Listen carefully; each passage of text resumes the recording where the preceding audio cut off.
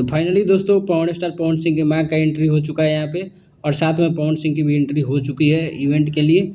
और इसके पहले भी आप लोग देखे होंगे पहला स्टेज शो जो इनका बरही धाम में कल या परसों हुआ था जहाँ हेलीकॉप्टर से पवन सिंह एंट्री लिए थे। और वहाँ पे इनडायरेक्टली जो बात बोले थे किसी को टारगेट करके, किसी नर या नारी को लेकर के, तो बहुत सारे लोगों ने ये अनुमान लगाया था कि पवन सिंह ने ज्योति सिंह के लिए ऐसी बातों को बोला है। अब देखना ये है कि आज के इवेंट में पवन सिंह क्या बोलते हैं, क्योंकि इवेंट सिर्फ गाने का नहीं होता है, उसमें बहुत सारी बातें खुल के सामने आती है कि किसको किसको रेलना है, किसको किसको टेलना है।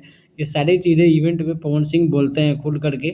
और समर सिंह की एंट्री पहले ही हो चुकी है यहाँ पे और पूरा स्टेज एकदम ज़बरदस्त तरीके से सजाया गया है।